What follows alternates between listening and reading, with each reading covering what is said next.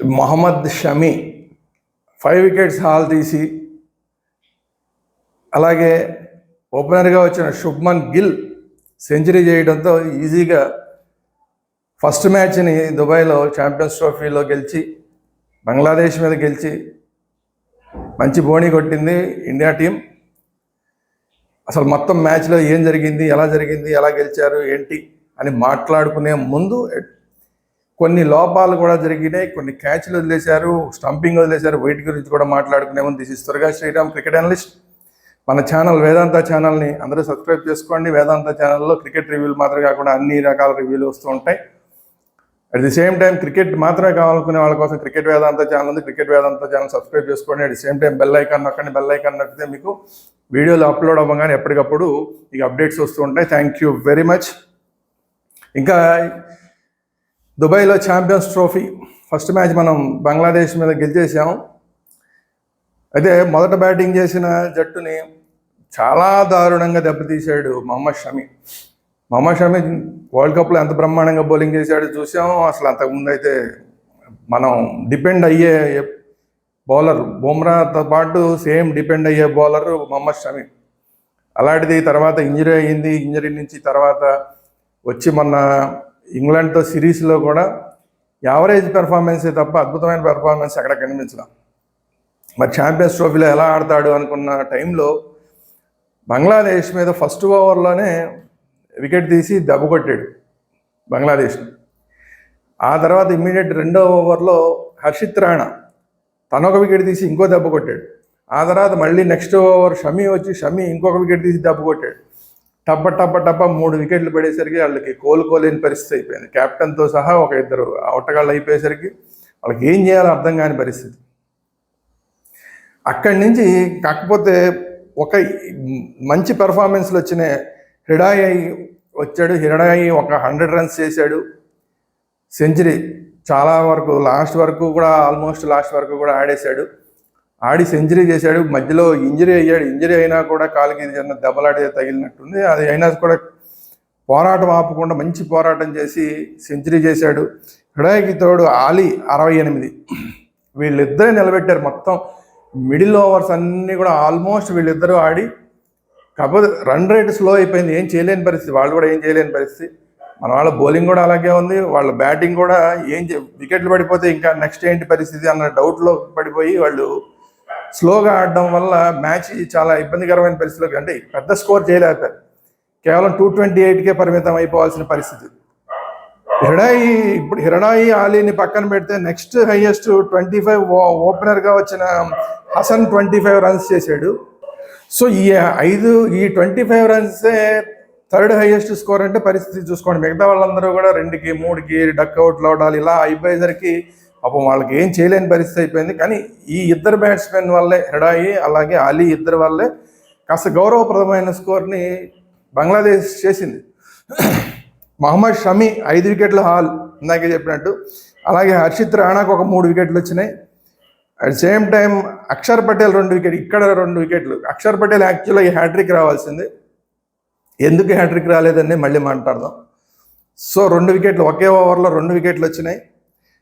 తర్వాత హార్దిక్ పాండ్యాకి వికెట్ రాలేదు, జడేజాకి వికెట్ రాలేదు, కుల్దీప్ యాదవ్కి వికెట్ రాలేదు. కానీ వాళ్ళు అప్పటికే చేయాల్సిన డ్యామేజ్ అంతా కూడా హర్షిత్ రాణా అలాగే అక్షర్ పటేల్ మొదట్లోనే షమి చేసేయడం వల్ల పెద్దగా మనకి మిగతా వాళ్ళు బౌలింగ్లో వికెట్లు రాకపోయినా కూడా పెద్ద ఇబ్బందికరమైన పరిస్థితి ఏమీ రాలేదు. సో 228 పరుగులు స్కోర్ టార్గెట్ తోటి మన వాళ్ళు బ్యాటింగ్ చేయడం మొదలుపెట్టారు. మన ఓపెనర్ శుభ్మన్ గిల్ అలాగే కెప్టెన్ రోహిత్ శర్మ 41 పరుగులు చేశాడు. 41 పరుగులు చేశాడు అంటే చేశాడు, కానీ పూర్తి కాన్ఫిడెన్స్తో ఆడాడంటే కాన్ఫిడెన్స్తోనే ఆడాడు. కానీ అక్కడ కూడా కొట్టాలనుకున్న షాట్ ఒకటి, తగిలే షాట్ ఒకటి ఇలాగ అయిపోయింది. చాలా షాట్లు మిస్క్యూట్ అయినాయి, చాలా షాట్లు మిస్ అయిపోయినాయి. ముస్తాఫిజ్ బౌలింగ్లో ముందుగా ముఖ్యంగా చాలా వరుస పెట్టి షాట్లు కొడదామని ముందుకు రావడం మిస్ అవ్వడం, డిఫెన్స్ ఆడాలని ప్రయత్నం చేయడం మిస్ అవ్వడం, ఇలా చాలా బాల్స్ మిస్ అయినాయి. అయితే 41 కొట్టినా కూడా ఇది గొప్ప ఇన్నింగ్సా అంటే గొప్ప ఇన్నింగ్స్ అని చెప్పుకోవడానికి అవకాశం లేదు. అలాగని ఫామ్లో లేడా అంటే ఫామ్లోనే ఉన్నాడు ఖచ్చితంగా. ఎందుకంటే మొన్న మ్యాచ్ చూసాం కాబట్టి దాని తర్వాత మ్యాచ్ చూసి ఈ మ్యాచ్లో కూడా కాన్ఫిడెంట్గానే ఆడుతున్నాడు Rohit Sharma. But same time ఏంటంటే కొంచెం టైమింగ్ మిస్ అవుతుంది. కొంచెం సెటిల్ అయ్యి ఆడితే బాగుండేది.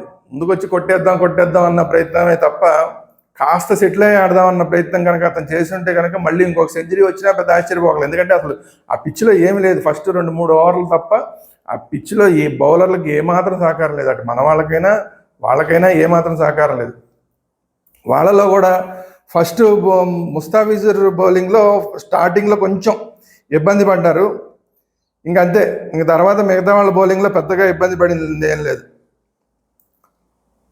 అంతే. వాళ్ళ ఒక్క ముస్తాఫిజుర్ బౌలింగ్లోనే కొద్దిగా ఇబ్బంది పడ్డారు. మిగతా వాళ్ళందరూ యావరేజ్ బౌలింగ్.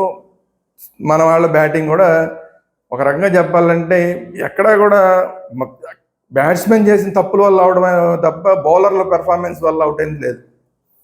సో అలాంటి ఈజీ పిచ్ దొరికితే కనుక శుభ్మన్ గిల్ ఎలా ఆడతాడో తెలిసిందే కదా. చాలా కూల్గా వన్డే మ్యాచ్ ఎలా ఆడాలో అలా ఆడాడు. మంచి మామూలుగా అన్ని ఎక్కువ బాల్స్ డిఫెన్స్ ఆడుతూ సింగిల్స్ టూస్ మీద కాన్సన్ట్రేట్ చేసి ఎక్కడైనా మరీ షార్ట్ బాల్ లాంటివి వచ్చి లూజ్ బాల్ లాంటివి వస్తే అప్పుడు మాత్రం షాట్ కొడుతూ కూల్గా ఆడి కూల్గా ఒక సెంచరీ చేసాడు. వన్డేలకి పర్ఫెక్ట్ బ్యాట్స్మెన్ గిల్ అనేది మళ్ళీ ఇంకొకసారి రుజువు చేసుకున్నాడు. సో గిల్ 101 పరుగులు చేశాడు. తర్వాత విరాట్ కోహ్లీ విషయం మాట్లాడుకోవాలి. విరాట్ కోహ్లీ 21 రన్స్ చేశాడు. 21 రన్స్ చేశాడు కానీ విరాట్ కోహ్లీ కూడా సేమ్ పరిస్థితి. విరాట్ కోహ్లీ సేమ్ రోహిత్ శర్మ ఇద్దరు కూడా ఫామ్లో లేరంటే ఫామ్లోకి వచ్చేసారు. ఫామ్లోకి వచ్చినా కూడా కాన్ఫిడెంట్గా షాట్లు కొట్టట్లేదు. ఇప్పుడు విరాట్ కోహ్లీది అయితే మరి విరాట్ కోహ్లీ ఆడినంతసేపు కూడా డిఫెన్స్ ఆడినంతసేపు కూడా ఏదో భయంగా ఆడుతున్నట్లాగా కనిపిస్తుంది. అమ్మో అవుట్ అయిపోతామేమో అన్నట్లాగా ఆడుతున్నట్టు కనిపిస్తుంది. ఎందుకంటే ఆ మైండ్లో బ్యాక్లో అదంతా రన్ అవుతున్నట్టుంది. ఫామ్లో ఏమి అదంతా మొన్న ఆల్రెడీ ఫామ్లోకి వచ్చాడు కానీ ఫామ్లోకి వచ్చినా కూడా చిన్న డౌట్ తోటి ఆడుతున్నాడు. అది ఒక్కటే ప్రాబ్లం. మిగతాదా ఆడడం అంతా బాగా ఆడుతున్నాడు కానీ ప్రతి బాల్ని కూడా డౌట్ఫుల్గా ఆడుతున్నాడు. డిఫెన్స్ ఆడేది కూడా డౌట్ఫుల్గా డిఫెన్స్ ఆడుతున్నాడు. కానీ ఆడడం మాత్రం పర్ఫెక్ట్. అన్ని బ్యాట్ మిడిల్ అవుతున్నాయి. విరాట్ కోహ్లీ విషయంలో గమనించాల్సింది ఏంటంటే విరాట్ కోహ్లీకి అన్ని మిడిల్ అవుతున్నాయి కానీ అతను ఆడటమే కొంచెం డౌట్ఫుల్గా ఆడుతున్నాడు. ఎనీవే 22 రన్స్ కొట్టాడు. ఓకే, యావరేజ్గా. అది కూడా క్యాచ్ అనవసరంగా అది ఇంకా బౌండరీ లైన్ బయటికి పంపిద్దాం అన్న ప్రయత్నం చేశాడు కానీ అంటే 30 సర్కిల్ దాటించి అలా బౌండరీ లైన్ దగ్గర దాటిద్దాం అనుకున్నాడు కానీ కుదరలేదు. క్యాచ్ వెళ్ళిపోయింది. ఓకే. దాని తర్వాత శ్రేయాస్ అయ్యర్ 15 కొట్టాడు. శ్రేయాస్ అయ్యర్ కూడా అంతే. శ్రేయాస్ అయ్యర్ కూడా అనవసరంగా బాగా ఆడుతున్నవాడు కూడా అనవసరంగా ఒక షాట్ కొట్టి అవుట్ అయ్యాడు. శ్రేయాస్ అయ్యర్ది కూడా అది బౌలర్ పెర్ఫార్మెన్స్తో వచ్చిన వికెట్ ఏం కాదు. అక్షర్ పటేల్ కూడా అంతే. 8 మాత్రమే కొట్టాడు. అక్షర్ పటేల్ది కూడా అంతే. అనవసరంగా గాల్లో లేపి అవుట్ అవ్వడం అంత అవసరమేం లేదు. ఆ టైంలో మరీ అంత కొట్టేయాల్సినంత అవసరమేం లేదు. కాకపోతే వీళ్ళందరూ వరుసగా అవుట్ అవ్వడం వల్ల తర్వాత కొంచెం టెన్షన్ అయింది. ఏంటి కొట్టగలుగుతారు లేరని కాదు కానీ టెన్షన్ పెట్టి మరీ కొట్టే పరిస్థితి. చివరికి 46-47 ఓవర్స్ దాకా ఆడే పరిస్థితి వచ్చిందంటే అర్థం చేసుకోవచ్చు. సో అక్షర్ పటేల్ 8, కేఎల్ రాహుల్ 41 కొట్టాడు. కేఎల్ రాహుల్ కూడా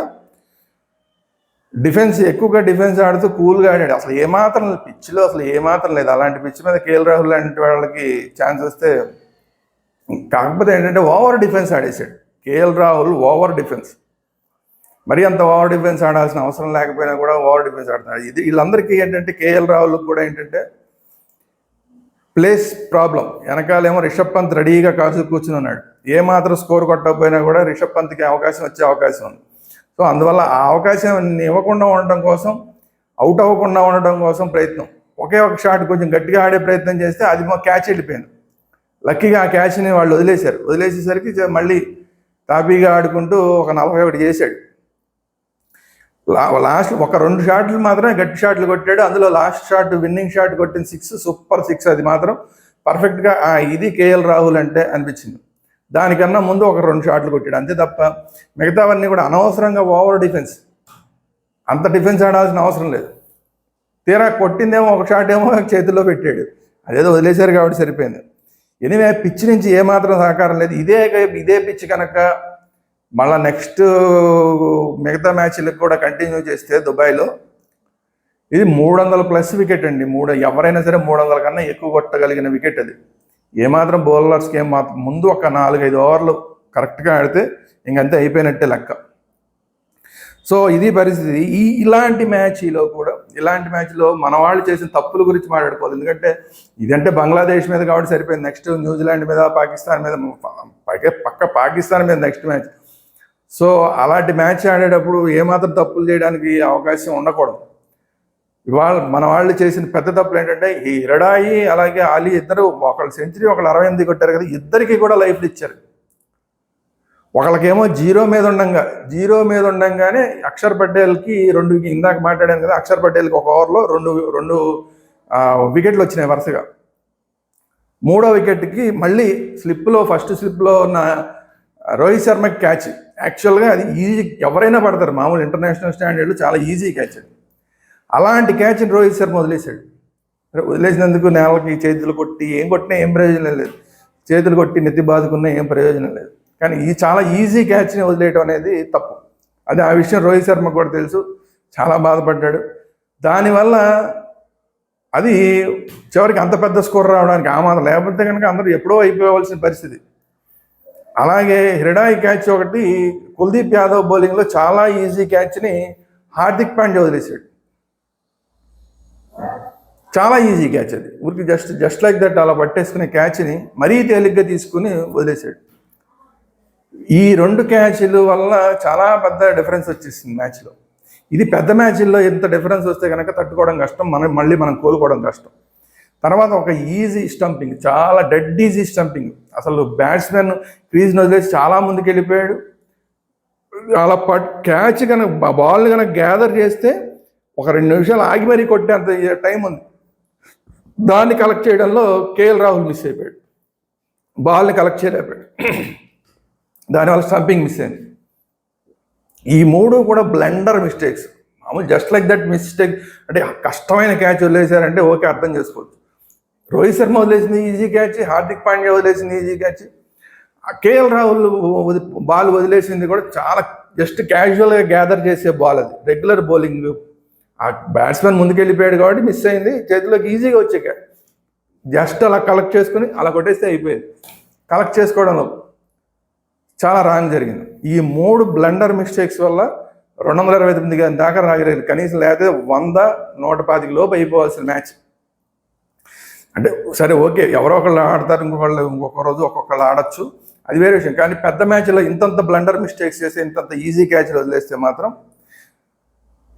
చెప్పాను కదా దుబాయ్లో అది ఆ వికెట్ మాత్రం 300+ స్కోర్ చేసే వికెట్. ఎవరు మిస్టేక్ చేసినా పెద్ద మ్యాచ్ల్లో కనుక మిస్టేక్ చేస్తే ఖచ్చితంగా 300-350 దాకా వెళ్ళిపోయినా పెద్ద ఆశ్చర్యపోకలు. అలాంటి పిచ్చర్. నెక్స్ట్ పాకిస్తాన్ మీద మన వాళ్ళు ఆడేటప్పుడు గుర్తుంచుకోవాల్సిన ఏంటంటే, ఫస్ట్ ఒక 5 ఓవర్లు వదిలేసినా పర్వాలేదు, డిఫెన్స్ ఆడి వదిలేసినా పర్వాలేదు, ఆ తర్వాత ఇష్టం వచ్చినట్టు ఆడుకోవచ్చు బ్యాట్స్మెన్. అలా ఉంది పిచ్. ఫస్ట్ 5 ఓవర్లే ఆ మాత్రం కొంచెం స్వింగ్ వస్తుందంటే అటు బంగ్లాదేశ్ బౌలర్లకు వచ్చినా కూడా, మన వాళ్ళకి వచ్చినా కూడా, షమీకి వచ్చినా కూడా ఫస్ట్ 3-4 ఓవర్లు జస్ట్ కొంచెం స్వింగ్ వచ్చింది, తర్వాత ఏదీ లేదు పిచ్లో. సో ఈ బ్లండర్ మిస్టేక్స్ చేయకుండా పెద్ద మ్యాచ్లో, నెక్స్ట్ మ్యాచ్ అందులో ఇండియా పాకిస్తాన్ మ్యాచ్ కాబట్టి ఈ బ్లండర్ మిస్టేక్ చేయకుండా ఫీల్డింగ్లో ఇంకా కొంచెం జాగ్రత్తగా ఉండాల్సిన అవసరం ఉంది. చూద్దాం ఇండియా పాకిస్తాన్ మ్యాచ్ గురించి మళ్ళీ ఎలా ఉంటే బాగుంటుంది అంటే అనేది మళ్ళీ నెక్స్ట్ వీడియోలో మనం మాట్లాడుకుందాం.